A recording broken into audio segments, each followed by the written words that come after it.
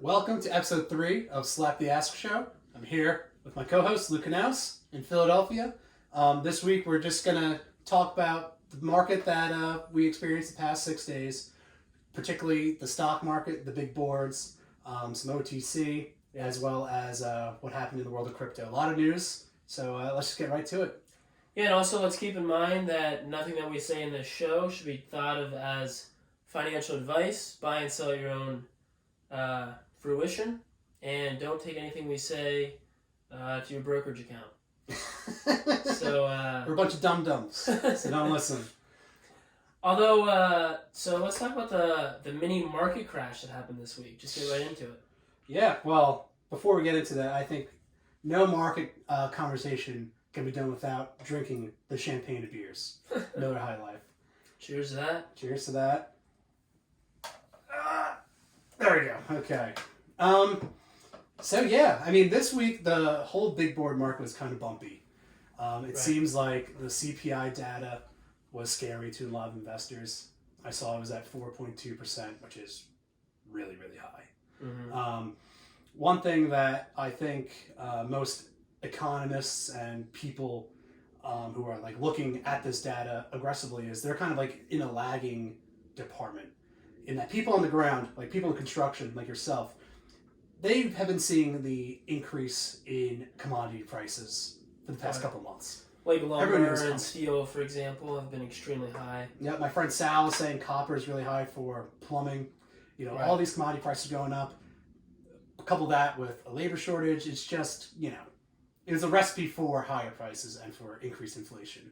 One thing that I remember seeing it way back when you calculate inflation, people always think of inflation as basically the more money there is, the higher the inflation rate is, right? That's not necessarily true. Inflation is a combination of two variables, money supply and the velocity of money. So let's go back to like May of 2020. You know, we're deep in the pandemic at this point. Mm-hmm. Money supply was aggressively growing, but we saw no inflation. You could have even said we saw deflation. So the money supply, in May. Remember, gas prices were like super low because demand was diminished. Because no one was traveling or anything. Yeah, there's no demand. So if you look back then, money supply was super high, but there was no inflation. Right. Today, also back then the money supply was high, but no one was spending money. The velocity of money was like stagnant. No one was going out buying plane tickets, buying meals at restaurants, things like that. Now the money supply is high, but the velocity of money is also coming high. People are going out more. Well, you know what's funny? I actually heard the opposite argument when I was, I can't remember what I listened to it on, but they were basically saying that people are not spending money in the economy. They're not going out, they're not spending money.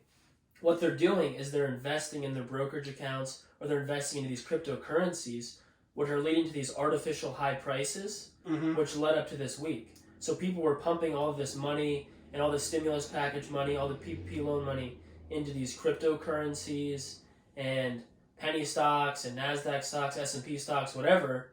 So it was leading to these artificially high prices, especially with tech companies that have these high valuations to begin with. Mm-hmm. So the correction was coming, basically, right? So then fear-mongering came into place this week with a combination of Elon Musk and whatever happened with Biden. I don't remember what it was. But I forget, but some speech. But anyways, so it corrected. It was like a mini correction and ended up dropping the most it's dropped in, I don't know, months. So yeah, and I think it's also kind of funny though. People always say like, "Oh, Dow drops like a number of points." It's like, all right, well, there's more points for it to drop. You know, percentage is really what's important, right? Yeah. But Nasdaq dropping 300 points today, or in today's age, is not like it dropping 300 points 2 years ago. Right. You know, it's all about the percentages. Well, why do you think the market dropped then? Do you think it was because of if I had people putting more money into these equities, or do you think it's because, like what you were saying? Well, I think it's like multiple reasons. I think one, a lot of investors made money in the past year, and they're almost trying to look to sell. You know, any sort of indication of potential harm in the economy, like higher inflation or gives them an excuse to sell. Jobs reports, gives people an excuse to sell. I mean, valuations are super high, like you were saying, for particularly tech companies. Things I think Kevin O'Leary had a pretty good perspective on it, though, where he said, at the end of the day, the stock market and individual stocks are based on fundamentals, right? It's all about growth and earnings. You know, we have these Right. tech companies that are still growing at super high rates, particularly like Zoom. But they don't have earnings. Well, no, now they're getting earnings. Like Zoom is profitable now. Yeah, You they're know? profitable, but is it reflective of what their actual valuation is? Well, I guess it depends on what multiple you want to use. But if you think about it, like the Zoom stock was higher several months ago than it is today, but the earnings are better today than they were several months ago. Right. Well, yeah, So- no, I saw on Twitter, like, in the Trading Boulevard group I'm in, I think this one guy, I can't remember what stock it was, but he was in this stock, and they had earnings, and they were extremely profitable, they did very well, and the stock plummeted. So it's like, do earnings, do fundamentals, like we were saying the other week, really matter that much when you're investing into these stocks? It's hard to find entry points now. Yeah, I think it is a little harder to find entry points, Especially with particularly the tech big boards. stocks and the big boards. Yeah, tech stocks and the big boards. I think, again, it's all about the time horizon, right? Uh-huh. Stocks have risen a lot recently in the past 12 months. Yeah. How long do you want to stay in? Yeah, how long are you willing to stay in? What price point are you trying to enter now? But again, to Kevin O'Leary's point, it's like this digital age it's not going anywhere. No. Zoom is not going to suddenly die because of the open economy and people returning to office. It's going to be around for, the rest of time. And or at least also, until less something else people are going develops. to be returning to the office, too. Yeah, exactly. So I think the stock market, again, it's a lot of emotions at play. So I wouldn't say that the correction that we experienced this week, like the dips that we had, are any indication of anything that is totally wrong with the economy or totally wrong with particular tech stocks, because that's what really fell. Right. I think it's a combination of there is bad news about the general economy, inflation's super high, job market's not adding jobs at the rate we should be adding. Two negative things. Right. And people just aren't going back to work in general. Well, yeah, why would they? They're getting all these great unemployment benefits Right. and things like that. So those two things are creating a more, as in the economists are expecting those numbers to be better than they actually came out to be, right? It's always about under-promising, over-deliver. If you over-promise and under-deliver, which the jobs report and the CPI data did, bad news for the economy, bad news for the market. Yeah. I don't That think was it's my point with Joe Biden. With the speech, I was like, I couldn't remember what the factor was from the Fed, but it was because of the jobs report. Okay, yeah. So I think it was a combination of the jobs report and just fear-mongering in general with overvaluation. Oh, well, yeah, I know the administration was saying how they don't think the unemployment benefits that they're giving to workers is affecting the jobs market, which It most clearly people is. could say is false. Yeah, I know 100% probably 5 people personally who are choosing not to go back to work because of the PPP benefits and whatnot. I mean, why would you?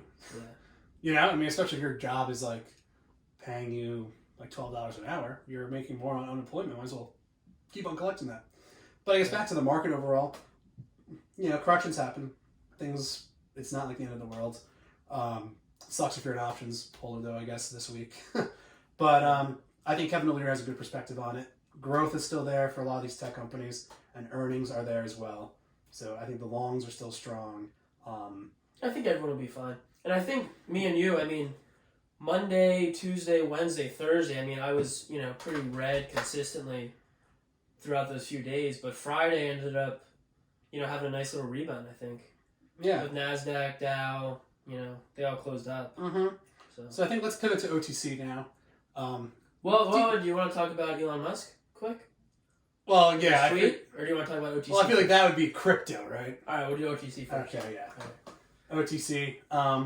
So I think OTC this week, there are some winners, some losers. GGII had a great week. Last Friday closed under 5 cents. This week it's around 10. A little more variable this week, though. Yeah, it's still up 100% for the week. If you really want to put it like that. Granted, it hit a high. Day-to-day fluctuations. Yeah, it hit a high of 17 cents, but for the week still finished over 100%. GVSI, play that. We're closed green. Yeah. What was closed it? green for the week? I think at Tuesday it was at like what was it? It was over 5 cents at one point. Well, it hit over 6 cents. Hit 0.0605. Right. And then it closed on Friday at 0.0417. Yep. So last Friday it was 0.0321. So that's a 33% increase essentially from that point. Yeah. Again, that's another play. Just waiting for the George Sharp custodianship, which brings us to our next point.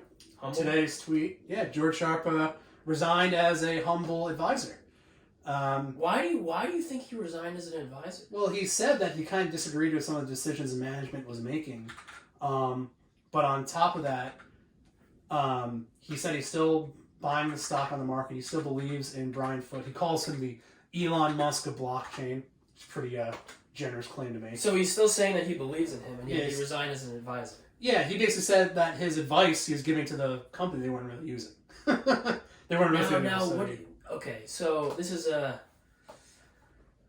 dangerous territory because there's a lot of OTC shareholders at Humble. I mean, it was one of the biggest runs of the last year in the OTC. Well, it was the biggest run, I think, Ever. in the OTC Yeah, ever. ran like over 500,000%. Right. So, what would you say to Humble shareholders right now? I mean, what did it drop to? It's like at 90 cents? I didn't look at what. They closed at $1 on Friday. I'm not exactly sure. I don't hold any Humble. So it closed at $1. I think it's around $1, yeah. I mean, it's one of those things where That's the cheap, though. I mean, the valuation's still over $1 billion. It's like 1.5 billion market cap or something like that right now. yeah. But It's at pretty one high. point, it was over $8 a share. I know. Yeah, I mean it. So Yeah, I mean it's a good buy point. It's one of those things where, I think the company. I mean, I don't really know anything about the company honestly. What reporting do they have? I don't really see none. When Brian Foote was interviewed on CNBC, he didn't really give too many revenue numbers like the host was asking him. all he said was that we have a lot of new users signed up for the application. I think I believe in the idea a lot. I think that what they're trying to do is really cool, and I think it will be a huge benefit to a lot of people throughout the world, particularly in the developing world where mobile banking and non-traditional financial institutions exist. Right. So I think it is a good concept. I think it's something worth looking into and things like that. But the valuation is super high. I think right now, if you're looking at risk-reward ratio and what you can get higher payoffs on, I think the GVSIs there's more potential upside. Yeah, RETC, GGII. People RETC. love GGII. Tobacco is $1 trillion market, and they're trying to disrupt it with hemp-based cigarettes. I think it's a really cool concept. Sean Ryan, our good buddy, he picked up some GGII. Did he? Yeah. So that's nice to hear. I don't have any myself. I think if it goes below 7 cents, I'll try to scoop some up. Right. In hindsight, I should have picked it up on Monday because we were talking about it last week. I was like, this is going to be a runner. But. Right. Well, what I was saying the other day is, what do people like in the OTC, right? I feel like people in the OTC, they like outspoken CEOs who are willing to talk about the company, constantly push out PRs, like LTNC, like GGII, there's others. I just can't think of them right now. But they like people with outspoken CEOs who are going to essentially pump the stock. Mm-hmm. And what they also like is they like a physical product. They like a product that you can post, that you can take pictures of, that you can put out on social media. You can use. That you can use, that you can buy. Yeah, you can drink the can of hydrogen. You can smoke the hemp cigarette. Yeah. And I'm saying, I think a lot of other OTC CEOs can take a lot of notes on what GGII did. Well, it's also master marketing, and they've got a lot of sales out of it. I mean, how many investors are buying the hemp cigarettes now? Yeah, probably a bunch. A lot. But I guess another thing you have to remember about the OTC is a lot of it, I feel like, is scams. Companies go on the OTC to raise capital, right? That's the whole reason why a company will go public to begin with, is to raise capital. Well, you got to be careful, yeah. You can pump your stock and then boom, dilute it, sell shares on the open market, give the company more money, things like that. That's so why you have to really do your DD and understand who's running it and the management group. Well, that's why going back to the interview with Bill Stocks, I mean, dilution is one of the major factors that he looks at. Yeah. As someone who's been in the game for 15 plus years, when you're investing in stocks with dilution, like we were talking about, how I'm in INCT, is it really, really, really hinders the stock price. Yeah, You gotta be careful. History of convertible notes, yeah. Especially another thing that Bill and other experienced OTC traders are looking at, particularly with this one stock that everyone's hyping up as well, which I think is a good one, UATG, is what is the outstanding shares versus what's the authorized shares. If the outstanding is very close to what the authorized share amount is, then there really can't be much dilution. Right. So that's another good thing to look into when you are investing in OTC stocks. If there's a stock with, even if it's let's say it's an outstanding share of $1 billion, say it's half a penny, but the authorized shares is $5 billion. There's a lot of room for dilution along the way up, and the management, will start diluting as the stock price goes up. They'd be stupid not to. You got to raise capital. You have to get the company money by selling shares in the open market. That's the whole point of going public. Yeah. But if the OS and the AOS are very close, or if they're maxed out, that's a great stock to get into because it's more, you don't run the risk of dilution. Okay. Well, speaking of raising capital from an OTC perspective, what are your thoughts on a forward split? Well, forward split is interesting. I mean, that's what a lot of people want for Vimonti to happen. Right, that's why I brought it up. Yeah, I mean, we saw Tesla forward split this year. Apple's forward split this year. I mean, forward splitting is generally supposed to create more liquidity for the stock. Well, here's my thought on it, right? So in the OTC, when you're buying a stock, most OTC investors, they want to pick sub-penny runners or, penny, 2 penny, 3 penny stocks that they think are going to run to $1, right? They say everything's going to run to $1. Yeah, that's what everyone says, right? Yeah. But, if you do a forward split on a stock that has, $1, share price, like Vimonti, and you do a forward split, and now all of a sudden it's 1 cent a share, there's going to be a lot more investors pouring into that stock. And there's only a 28 million float now, so the float only will be $1 billion then? Still not that high. 2.8 billion. 2.8 billion? Mm-hmm. So it's still not that high.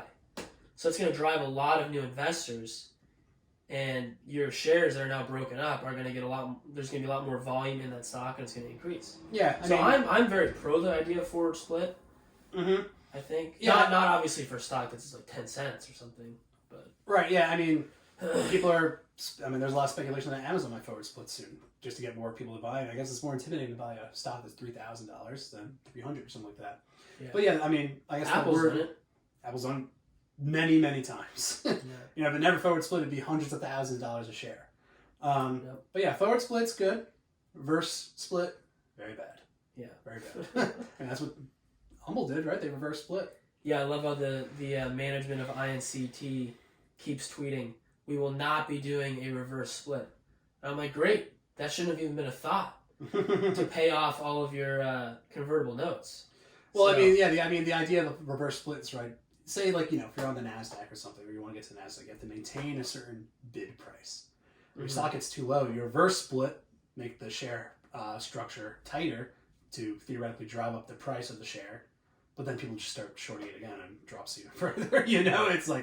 It's just, from a technical standpoint, reverse split's usually a last resort. It's never a good thing, in my opinion. Never a good thing to reverse split. Dilution and reverse split's not good. Yeah. So another thing I want to talk about in the OTC, kind of going back to Vimonti, is this week we kind of, one thing I was saying is live and die by the low float. Low floats are great in that when volume comes in on the buy side, drives the price way up. But on the flip side of that, if volume comes in on the sell side, drives the volume down. The price way down. Yeah. Yeah, I think we saw probably the worst day Vimonti's had in months. Yeah. Because generally it was a gradual gain till February, and then kind of a gradual decline with a plateau for a while. Mm-hmm. And now we saw it go below $1 for the first time in, I think, 3 months. Yeah, now it's sitting at 81 cents. I think it's a great buy opportunity, personally. Yeah. Obviously do your own research, but... Yeah, I think going forward this week, I'm going to try and... Yeah, I'm going to look at GVSI a lot. I have 210,000 shares of it right now. Hoping to... see that start to move when the filings come out. I want to add to my Vimonti position. I also opened a position on Friday in TGRR. You told me Tiger Reef. Small position, right? Yeah, I only put in $750, got 500,000 shares. So that stock, it's like a Caribbean restaurant chain, Interesting. I guess the idea is... There's a lot of talk about it, though. Yeah, it's a twofold thing. So one, they have a court date regarding their bankruptcy hearing on May 26th. So that's 2 Tuesdays from now. Right. The idea is hopefully as we get closer to the court date, more volume will begin to flood in to stock, which is good. I was looking into it more. Company probably will do some sort of note, if I had to guess. There's a lot of speculation also that a venture capital firm is going to inject money into it after. That would be a good sign. After the 26th. I don't know much about this company at all, to be honest. Yeah. How many restaurants or whatever do they have? I'm not exactly sure, to be honest. It's kind of like it was like a technical play on my part, whereas the technicals looked pretty good. The ask is super thin. So if there is a buy pressure that comes in, which is the idea, is being close to the court date, more buying pressure will come in. It should send up the price. Right. I want it as a quick flip, and then maybe I'll hold half through to see where it goes, and see if this venture capital firm actually does come in, and take a stake in the company, start funding it to expand its operations. Yeah, that would be big. Yeah, I mean, it's an opening up play too, right? More people are going to start traveling again. Ideas like restaurants, things a little like that. risk too. I mean, yeah, it was I only put in like $750,000 into the company, or no, $750, not $750,000 for $500,000. That'd be a lot of money, Jimmy. Yeah, no, yeah, that's not doing that. So that's the new position I opened up on Friday. Obviously, holding Vermonti, going to add. Holding GVSI.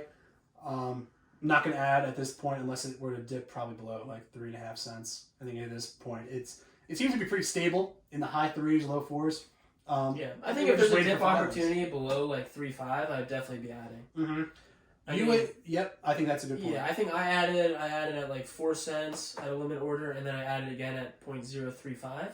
Like a little over a week ago. So we're both green, but I think anywhere around 4 cents, you're not getting a bad buy based on what's happened so far. Yeah, and again, I guess ideally maybe George Sharp no longer as advisor, maybe focusing more on this. Who knows? He's got a lot of custodianships coming in. He's got like NEIL, 5, right? RETC, this other one,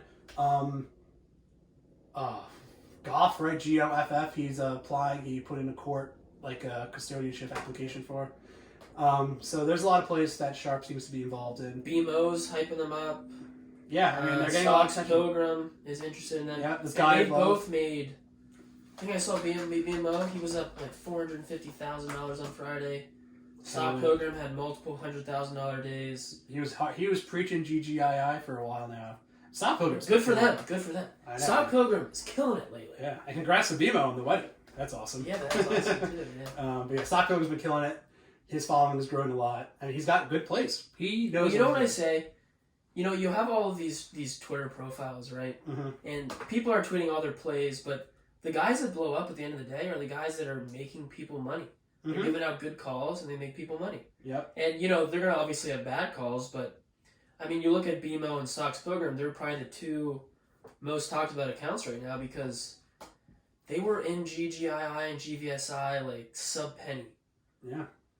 Why? I don't know, because, I mean, there was no sign of custodianship for George Sharp or anything, but I guess they saw potential, or I don't know what they saw, but yeah, well, they saw it clearly. Yeah. So. Shamar is another good guy on Twitter a lot. I like a lot. He's called a lot of great winners. Has he? Yeah, he's a great follow for everyone out there. I've got to look at what his exact profile is. Bill Stocks always has good calls. Yeah, Bill Stocks low risk great calls. Yeah. So the fact that all those guys are into GBSI kind of gives me a little bit more confidence, right? I mean, I guess it's a pro and con of FinTwit, right? It's a confirmation bias. You have all these pumpers are in the stock with you. But pumpers is it's almost a derogatory term though. They're more just people who with large followings who invest in the stock. Let's just be honest. If you're investing in a stock, you're going to tweet about it. Yeah. You're not going to tweet about it or post about it because you're investing in it. That's like you're doing a public service. If that's called pumping, then I don't, Yeah. I mean, if you're tweeting about it and selling right after, it's different. But how much is that really going to affect it, when there's multiple billion flow? I mean, that's why everyone's on Twitter, though, right? If you're on FinTwitch, because you want to see what other people are playing. You want to see what's hot, what's getting momentum. So I think it's a net benefit, 100%. And anyway, though, I like that these guys are in those plays, and it's nice to have that. I guess that energy, when the hype of around those stocks. So we talked about GGI, we talked about GVSI, we talked about Vermonti, talked about the other George Sharp custodianship plays. Mm-hmm. What other OTC tickers were hot this week? UATG was a big one. UATG, we talked about that. Taiwan Airlines was huge. Oh yeah, TANF, right? TAWNF.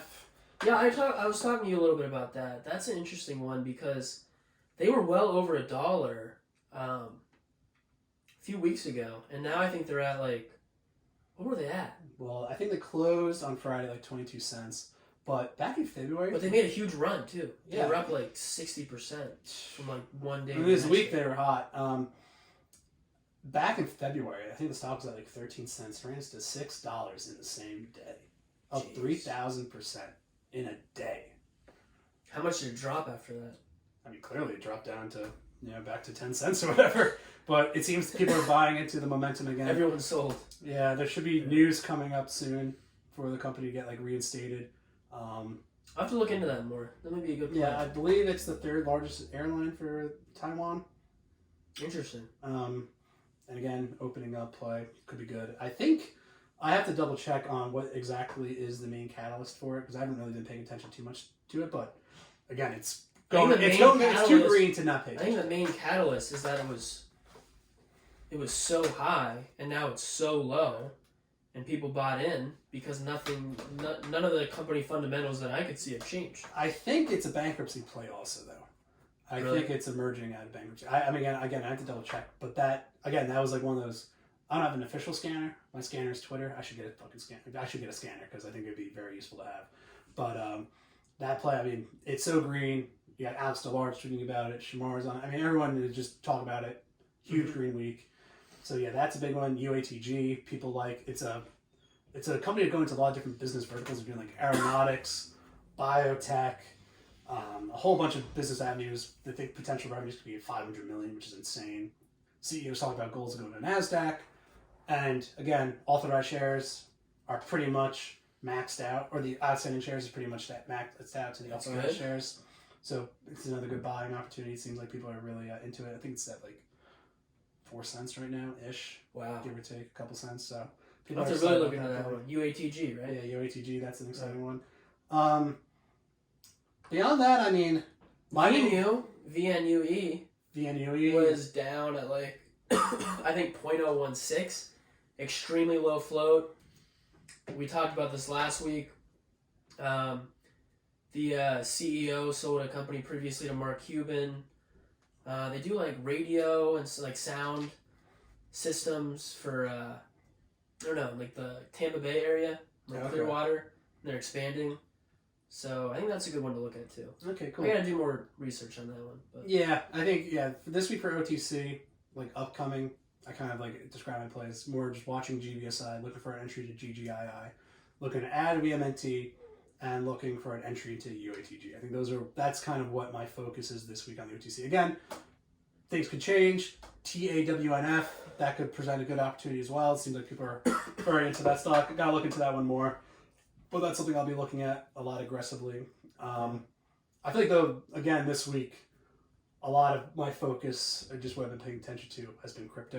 It seems like that's kind of what a lot of people are talking about. Crypto took a little bit of a hit after the Elon Musk post about Bitcoin. Clean energy. He's saying that, he's not going to invest in Bitcoin because it requires so much electricity to mine, and they're using coal to burn for electricity and to mine Bitcoin. And I mean, it seems like a lot of institutional investors are concerned about that. Yeah, well, Musk, he said he still believes in crypto, and he said Tesla's still going to hold their Bitcoin, but they're not going to accept it as payment for Tesla cars anymore. Right. So it's kind of funny, though, because it's kind of a BS argument, in my opinion. I think a lot of people would agree. He's known this for a long time. Yeah, exactly. He's known that it requires a lot of electricity to mine Bitcoin. Ton. And also, you have to, remember, I don't hate billionaires like a lot of people do. They say, oh, no one should be a billionaire. I don't agree with that. But billionaires get to become billionaires because they are self-serving people. Musk tweets control the market.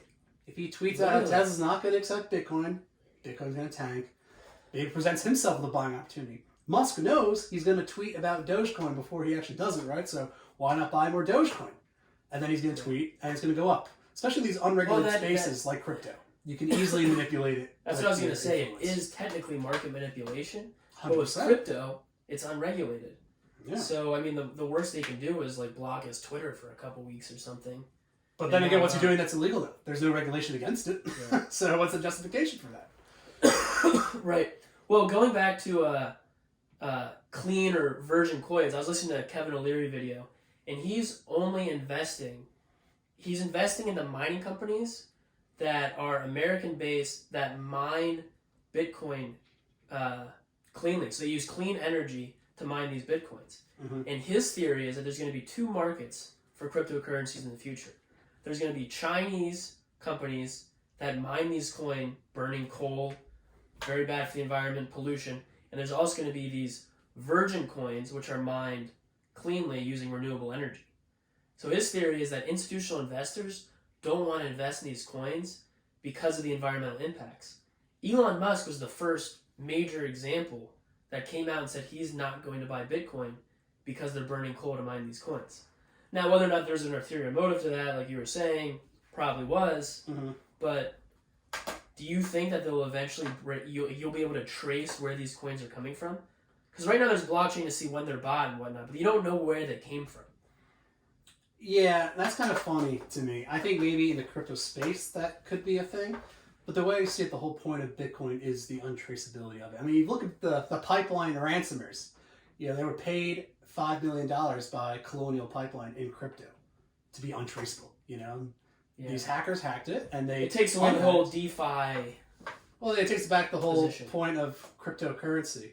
I mean, my personal opinion is I kind of disagree with O'Leary on this part, just because, I mean, if you believe in Bitcoin, I mean, I'm not arguing for it. I'm just saying that's what Kevin O'Leary is doing. I think, and that's clearly what Elon Musk thinks too. Two very influential, wealthy people are saying that that is impacting institutional investment into these coins. Yeah, and people are pulling out large amounts of money. I could see that being with the mining companies itself. Like you look at something like Riot Blockchain or Mara.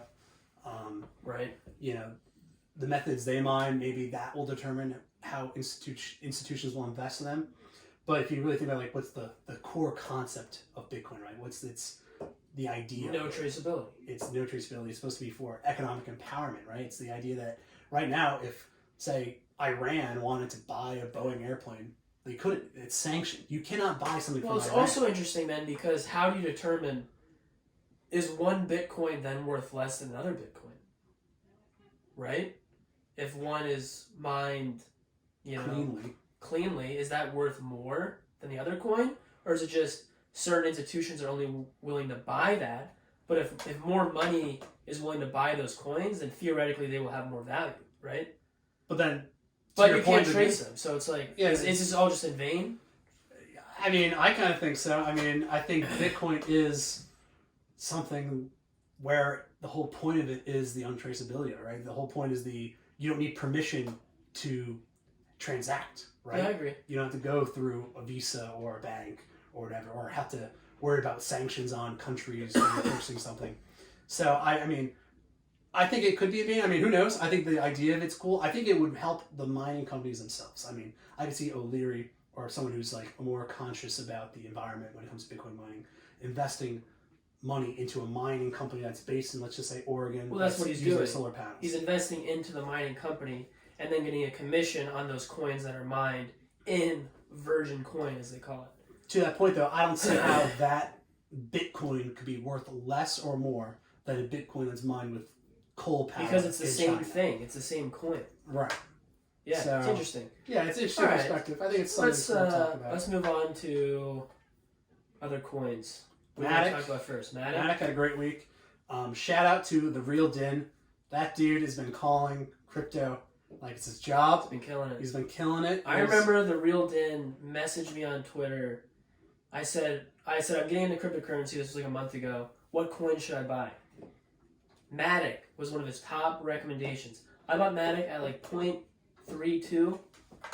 It's at like $1.70 something, $1.80 now. Granted, I sold early. I'm an idiot. I don't know why I sold. I mean, I made money. You gotta be happy with your profits, whatever. Mm-hmm. But Jimmy ended up buying it in like the 90s, and now you've almost doubled your money. Yeah, I bought in at 0.83-ish. Yeah. And I'm still holding. I mean, one thing I like about Matic right now, and again, it's kind of information from The Real Din, is apparently there's an exchange shortage, whereas the exchanges themselves don't have enough coins to facilitate the transactions, the buys and sells. Right. So the idea is that's driving up the price, because now the exchange has to get coins on there, they have to pay higher so that people can actually facilitate the transactions. Interesting. Yeah, I wonder how long this run's going to continue. Yeah, I mean, it seems like it's cracked the top 20 coins finally. It's the first L2 coin to do so. Market cap right now is at like, I think there's 10 billion authorized coins, or 10 billion coins out there that could ever be. Not a ton. Not a ton, but like tokenomics say theoretically, the max price we could assume at this point in time, based on usage and based on the Polygon network, is like $5. Because, I mean, that would be a $50 billion market cap. So the idea is that's kind of so maybe not like the best entry point now, but still, good upside potential. Yeah, and I think it's kind of funny, like when you look at like squeezes, right? One thing about stocks are squeezed generally because there's a lot of short interest, right? The more stocks shorted, the more potential is to squeeze up. Saw like GameStop and AMC, a bunch of others earlier in the year. It seems like with crypto, a part of a squeeze is just the lack of availability on exchanges. So people are buying these tokens, they're buying Matic, and then they're transferring them to their wallets or to pancake swapping, whatever, doing whatever they can to stake them. So that way they're loading them out and building, getting more Matic coins in the process. So they're taking off the exchange. And once they're off the exchange has to buy more in order to facilitate the transactions. Drives the price up. And it's kind of driving the price up, which it's kind of funny. Like that's, again, that's like just different element of the crypto market versus the stock market. It's different. There's different ways to analyze it. I think it's harder to analyze crypto. But once you start to learn those different things, it starts to become a little easier to find entry points. Yeah, totally. So Matic had a good week. Cardano having a good week as well. I think it's like $2.25 right now. Ethereum's down a little bit. Ethereum's down. I mean, still over 4,000, right? No, I think it was like 37 something. Oh, dang! I didn't realize it dropped that much. Yeah, not that much, but I mean, the thing with like Ethereum, Bitcoin, those coins, I feel like they're going to rebound for the foreseeable future. Yeah, I was talking to my friend Nate. He's one of the guys that works at Bellhops with me, and he's super into crypto. And his strategy is he always tries to buy like the super sub-penny ones, like Shiba Inu, or he bought Doge way back. Well, the problem with Shiba is when a billionaire investor sells $1 billion worth of Shiba. Oh yeah, he donates it. Granted, it was for a good cause, so no one could really get that mad at him. Yeah. So but actually, that screwed a lot of people. Well, that's an interesting point to bring up. So I thought Shiba, the developers of it, had actually a great idea, where they basically gave half of the supply of the tokens to the Ethereum founder to hold. And the idea was people now were buying tokens based on what was in his wallet. Like this guy's holding Shiba, that kind of entered the price. I mean, if you look back, it takes out the float, if that's what you want to call it. I mean, so it's driving prices up. I mean, you saw and things then were crazy. He goes all of a sudden and sells $1 billion worth of Shiba. It donates it to the Corona cause in India. Well, I think it brings us to a good point, because a lot of these cryptocurrencies, like 5% of holders in the coin own like 99% of the coin. So retail investors don't really hold that much crypto relative to what these ultra high net worth individuals have in these coins. Or the people that create the coin. Right. I think that was the issue with Doge, is when it hit like 0.7, like a little over 0.7, these high net worth investors, they sold a ton of their coins. Retail investors didn't, no matter how much they were holding or how much they wanted to invest, it drive the price down, people panic, they sell, and it drops. Granted, it's found a base, and now it's rising again, it's fluctuating around like 0.4, 0.5, but, I mean, you got to be careful. I mean, it's the same thing with stocks, too. I mean, generally the institutional investors are holding the majority of shares. Yeah, I mean, the CEO, like you also want to see that, right? You want to see a stock where the CEO owns a lot of shares, because that means he has a confidence in the company. Interest in the company, yeah. So, and share restrictions on selling. Yeah. Big one too. But to the point of crypto, there's no restrictions. Again, it's a very unregulated space. It's not like, oh, this company or the developer of Shiba Inu is now bound to hold his coins for a year before they start selling. Now you can sell whenever you want, right? That's the whole. Yeah. It's like kind of what. So it makes it good, and what makes it bad? Yeah, I mean it's an unregulated space, but it allows for a lot of speculation. And one thing I thought was kind of funny, not really funny, it was more like thought provoking, but this guy tweeted on Twitter how this younger millennial generation, they're the most educated, but they don't have much wealth. He's a guy on CNBC. Yeah, they don't have much wealth relative to the older generations who are, less educated generally, less bachelor's degrees and master's degrees, things like that. And I guess his thesis was it explains why people are more willing to buy into these more speculative assets in order to catch up. Right. Because they have, say you graduate from college, you have like $100,000 in debt, and you're seeing all these people on Twitter, on whatever social media, making tons of money on these cryptocurrencies. You're like, okay, well, I'm going to buy $10,000 worth of Dogecoin, hopefully 10x my money, and then pay off my student loans. Like you're starting from behind.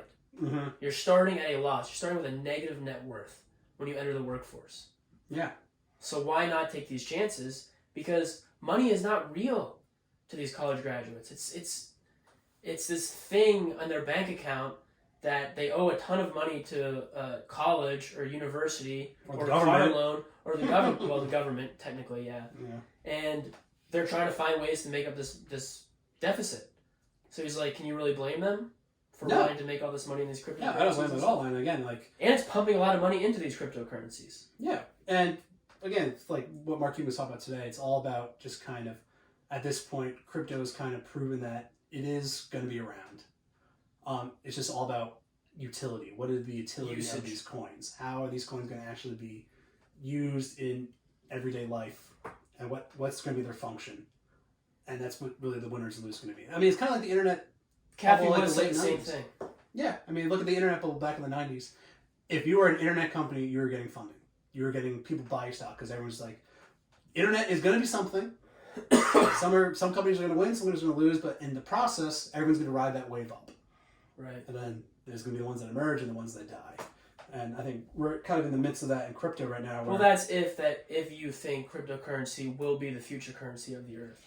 Or even that, not even necessarily the currency of the earth, but like has some sort of utility. It has some sort of utility, yeah. Right, like if you believe that NFTs are going to be a thing where people are going to start purchasing art that's digital, then you should invest in Ethereum. Right. So it's all about what the use case of each particular coin is going to be. And that's kind of what people are trying to prove. And that's, I guess, the argument against these quote-unquote shit coins is that something like SafeMoon has done an amazing job rising up, and the people who developed it are really good at promoting the coin itself. But what's the end goal? Like, what's the usage going to be of it? How are you going to be able to use that coin for real life? Right, like what's the actual point of owning that coin? You know, what does it do for you? Yeah. And I think people are still trying to figure that out. And, you know, some coins, I mean, we know Bitcoin is being used for transactions. Granted, it's not ideal for transactions, and it's also being considered a store of value. Well, that's where Ethereum comes in, because you can use it for these contracts to facilitate deals. Yeah. And it's quicker and easier to use. Right, and again, that kind of goes to Chamath. I forget his last name is very hard. Papathuya or whatever. Yeah, but he has, you know, his theory is the idea of like a use case coin is going to be a stable coin backed by fiat or some other asset to be used in transactions. So I mean, it is an exciting space right now. I'm starting to love it. I think crypto is super exciting. You just got to have a stomach for it. And I'll tell you this earlier this week, but the pros and cons of crypto. I love that the market's open 24/7, but I also hate how the market's open 24/7 because Saturday night, Sunday morning or something, you're kind of just chilling, whatever, and you can see your portfolio is like, holy crap, it dropped 25% or it's up. You know, there's no resting. There's no resting. It's funny. I saw Atlan or 6 Cents, who quick disclaimer is going to be our guest for next week. He retweeted a guy who he was like, the bad part about crypto is when you're drinking on a Saturday night and it's 2 a.m. and you can still buy Dogecoin. And he's like, I just dropped 10K into Dogecoin at 2 a.m. I woke up to like a 10% loss. I was like, maybe the market hours are 9:30 to 4 for a reason. Monday through Friday, because people don't want to work all the time or deal with the volatility. But I mean, it's exciting though. It's kind of cool. And it's really a global market, right? You can anyone can buy, whether you're in China or India or Brazil. Yeah, anywhere in the world you can buy these coins. So it's exciting. So I guess my coins I'm looking into right now, I'm going to hold my Matic. One, it's kind of been stagnant. I like One Harmony. Also, the thing with One Harmony is they were up like 20% from yesterday to today. I think they're up at like 13% now. They're around 13 to 14 cents. Mm-hmm. But I like that coin. It seems like they have some real good use cases for that coin coming up. So one thing I like also is the CEO of Harmony Protocol. He's a Penn engineering grad. He got his master's at Penn, yeah, so I'm a little biased in that regard. Fellow alum. Yeah, so I like that. Cardano, I think I want to open a position. They're using it for education in Ethiopia to track like attendance or something. I mean, I gotta look more into that now. Using it for something. Right, yeah, they're developing, and that's the big point again of like these crypto and the blockchain technologies. it's really for, it seems like the developing world without these strong institutions in place. And Like the United regulations. States and Europe and like a lot of these other developed nations has already well-established institutions. Granted, they could be improved upon, but they exist.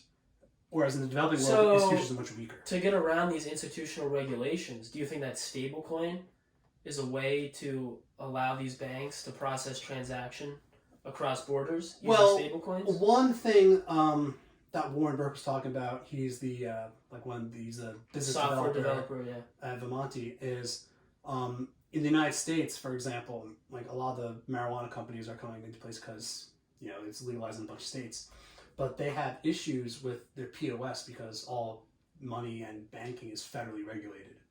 So it's kind of hard for them to hold bank accounts because it's a federal regulation and marijuana is still illegal at the federal level.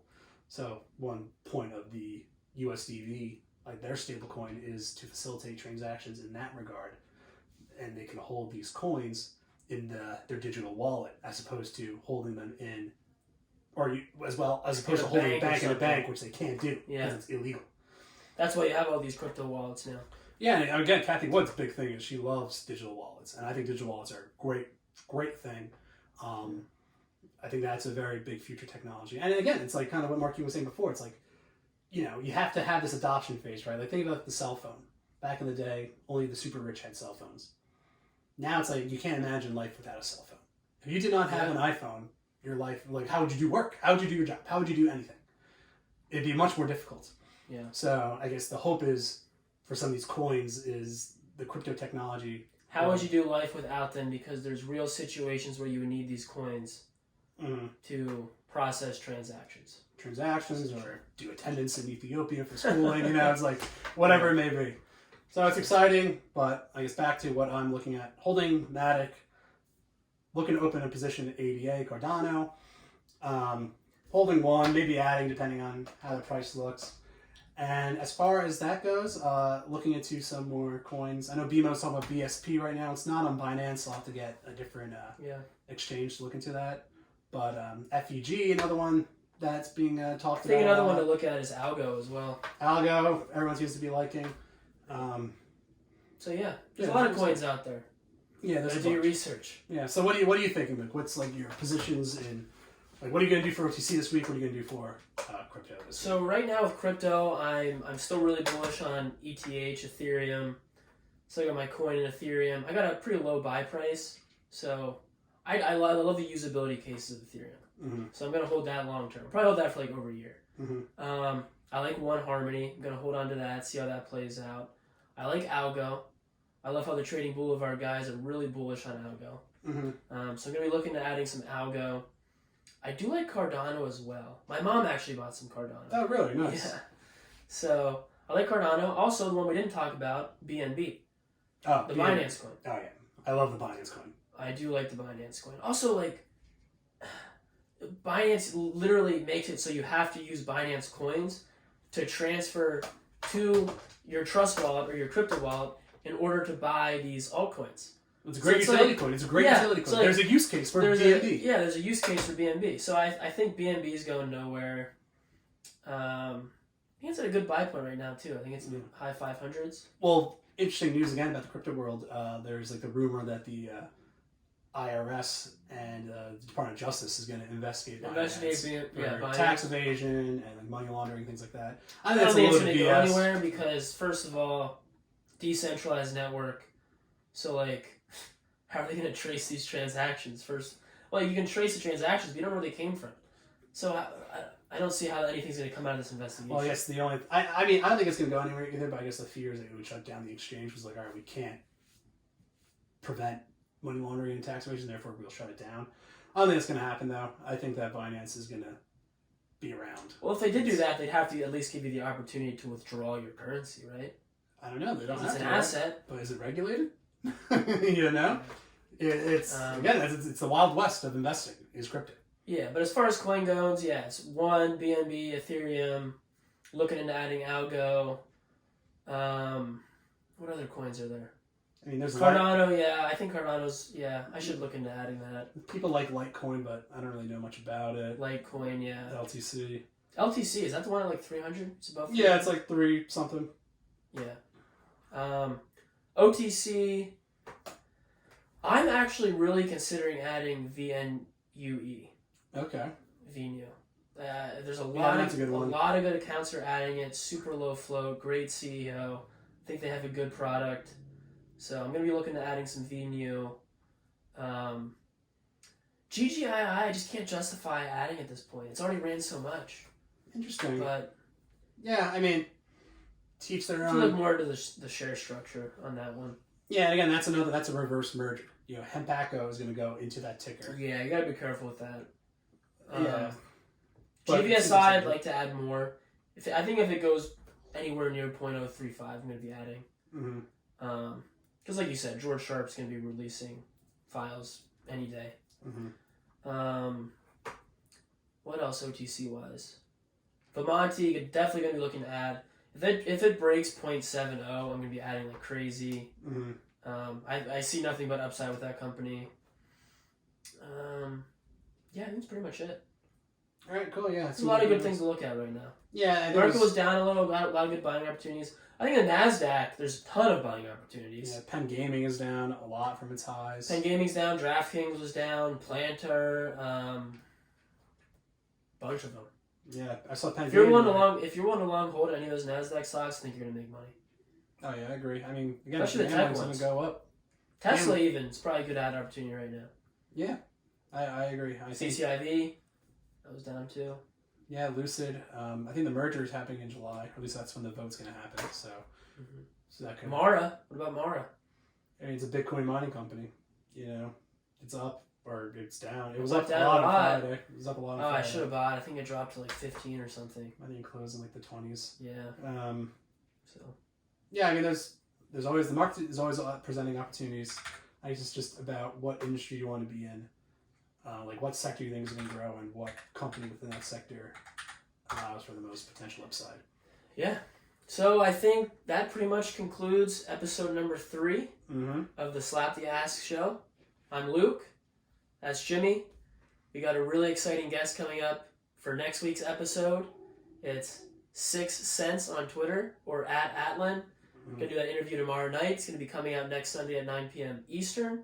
And in this episode, you will be seeing for the first time tomorrow night, which is Sunday at 9 p.m. May 17th, right?